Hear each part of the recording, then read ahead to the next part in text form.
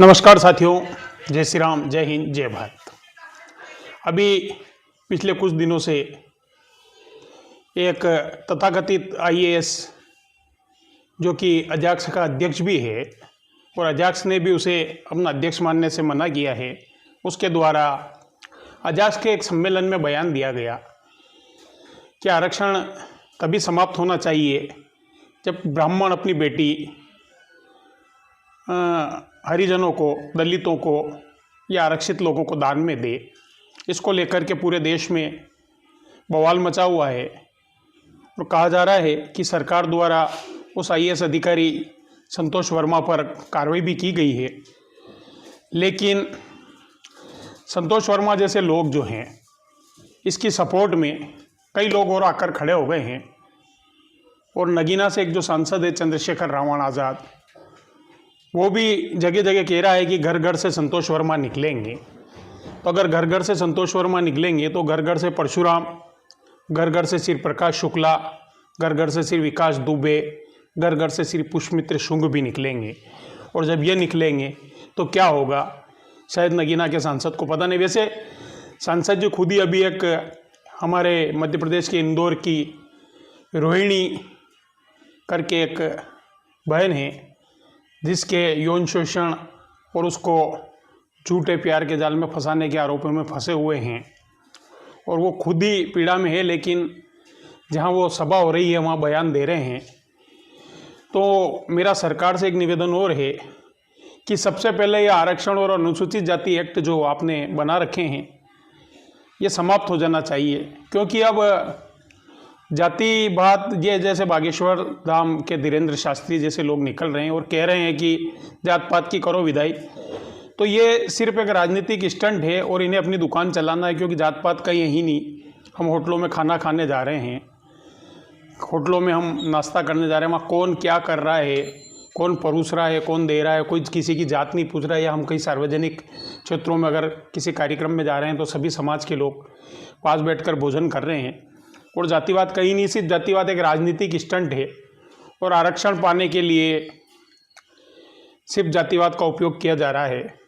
बाकी जो बड़े अधिकारी आईएएस, आईपीएस, थानेदार, टीआई, जज, मजिस्ट्रेट बने हैं, वो सभी जगह आ रहे हैं, जा रहे हैं, खा रहे हैं और कोई उनसे उनकी जात नहीं पूछ रहा है और कोई भेदभाव नहीं हो रहा है। सिर्फ ये राजनीति के लिए जातिवाद है और इन तथाकथित संतों को भी अपनी दुकानदारी चलाना है, इसलिए हिंदू मुस्लिम कर रहे हैं। बाकी कहीं पर भी जातिवाद का कोई असर नहीं है। तो सबसे पहले जो आरक्षण कुछ समय के लिए दिया गया था उसको बढ़ाया ही जा रहा है। 75 साल हो गए आरक्षण देते देते। तो सबसे पहले तो इस आरक्षण को समाप्त कर देना चाहिए, क्योंकि अब आरक्षण की कोई ज़रूरत ही नहीं रही है। और आरक्षण से चुने गए लोग सीधी परीक्षाओं में जो सामान्य तौर पर चुने जाते हैं उन लोगों का मुकाबला नहीं कर पाते हैं, क्योंकि कहीं 40 नंबर और कहीं 400 नंबर, मतलब 10 गुना जो ये है भेदभाव चल रहा है। और एक अनुसूचित जाति एक्ट जो SC/SC एक्ट लगा रखा है, इसका दुरुपयोग सबसे ज़्यादा हो रहा है। कहीं पे भी थोड़ा सा कुछ हुआ कि हरिजन थाने में जाके खड़े हो जाए, और कितने केस हैं जिनमें इसमें कार्रवाई होती है लेकिन फिर आपसी हो जाता है, क्योंकि ये लेने देने का मामला रहता है। इसमें सिर्फ एक्ट लगा करके दबाव बना करके वसूली की जाती है और कुछ भी नहीं है। बलात्कार के 90% जो मामले आते हैं वो भी आते हैं, और अगर उसके आंकड़े लिए जाए, सूचना के अधिकार में उसकी जानकारी ली जाए, तो कितने लोगों को सज़ा होती है। क्योंकि एक बार वो केस लगाने के बाद उसमें आपसी होती है, पैसा ले लिया जाता है, और जो सरकार द्वारा लाखों रुपए दिए जा रहे हैं वो भी ले लिए जाते हैं, इधर आपसी करके सामने वाले से पैसे भी ले लिए जाते हैं। तो ये चीज़ें तत्काल समाप्त होना चाहिए। सरकार को भी चाहिए कि अब जो ये आरक्षण राजनीतिक क्षेत्रों में इनमें दिया जा रहा है, आरक्षण बंद किया जाए, सभी को खुला मैदान दे दिया जाए और योग्यता के आधार पर चुना जाए। जिसमें योग्यता होगी, चाहे वो ब्राह्मण हो, क्षत्रिय हो, वैश्य हो, दलित हो, शूद्र हो, मुस्लिम हो, सिख हो, ईसाई हो, अगर जो योग्य होगा वो खुद ही चुनकर आएगा। उसमें आरक्षण की जरूरत कहाँ है। जब देश में जात पात की विदाई की बात हो रही तो अलग अलग बाड़े क्यों बनाए जा रहे हैं। सभी को एक ही बाड़े में बंद कर दिया जाए, जिसमें योग्यता होगी वो उस बाड़े के ऊपर कब्जा करेगा, चुनाव जीत कर आएगा। और मुझे लगता है देश में जातिवाद कहीं था ही नहीं। भगवान श्री राम के ज़माने से लिया जाए तो उन्होंने कहीं जातिवाद नहीं किया। उनकी जो टीम थी उसमें भील थे, उसमें नाविक थे, हैं, उसमें वाल्मीकि थे, उसमें केवट था, उसमें भी भालू थे, वानर थे। कृष्ण के यहाँ आए जाए तो कौन था उसमें? उसमें भी कर्माबाई आ गई है, मीराबाई आ गई है, विदुर आ गए हैं। कृष्ण ने भी कहीं भेदभाव नहीं किया और मुझे लगता है जातिवाद कहीं था ही नहीं। जातिवाद एक व्यवस्था है कि जिसका जो कर्म है उसको उस आधार पर जाति दे दी गई। लेकिन अभी जो राजनीतिक दौर चल रहा है और इसमें जो जात का जहर घोला जा रहा है, इसमें हिंदुस्तान कमज़ोर हो रहा है। मुझे नहीं लगता है कि कभी भी इस जातिवाद अगर जब तक रहेगा देश में, आरक्षण रहेगा, अनुसूचित जाति एक्ट रहेंगे, तब तक देश की एकता मजबूत हो पाएगी। इसलिए हम सब युवा साथियों को एक टीम बना करके, जो कि ब्राह्मण क्षत्रिय युवा हैं, जो आज हम जूझ रहे हैं, कल हमारी पीढ़ियां नहीं जूझे, हमारे आने वाली पीढ़ियों को इस आरक्षण रूपी राक्षस से नहीं लड़ना पड़े, इस अनुसूचित जाति नामक एक्ट से नहीं लड़ना पड़े, हम सब बाहर आएँ, निकले मैदान में, इसका विरोध करें।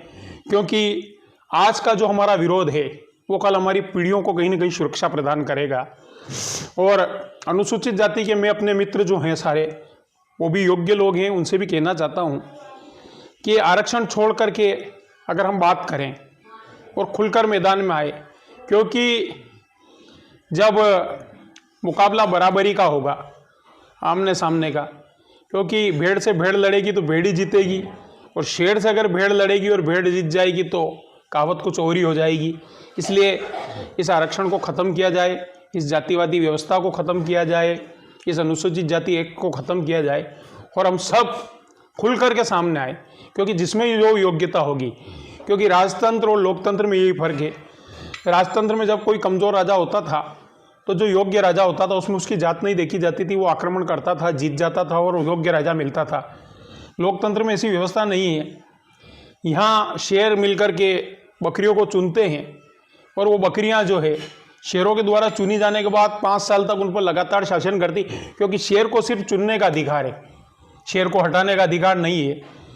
तो हम सब जिसको एक बार चुन लेते हैं लोकतंत्र में, वो हम पर 5 साल शासन करता जाए, इसमें योग्यता हो न हो। इसलिए हमेशा प्रयास करें कि हम जिसे चुने वो योग्य हो, क्योंकि अगर खुला मैदान होगा तो योग्यता कहीं ना कहीं चुन करके आएगी। तो हम सभी ब्राह्मण समाज, क्षत्रिय समाज, वैश्य समाज के युवा आरक्षण और अनुसूचित जाति एक्ट जैसी व्यवस्थाओं के खिलाफ एक आंदोलन जारी करें। लड़ाई नहीं करना है, हम हमारे सोशल मीडिया के माध्यम से, हमारे विचारों के माध्यम से, डिबेट के माध्यम से, भाषणों के माध्यम से कहीं ना कहीं इस व्यवस्था का विरोध करें, ताकि सरकार को मजबूर होना पड़े और जो कुरीतियाँ, जो खराब कानून देश में बनाए गए, इनको समाप्त करना पड़े। जय हिंद, जय भारत।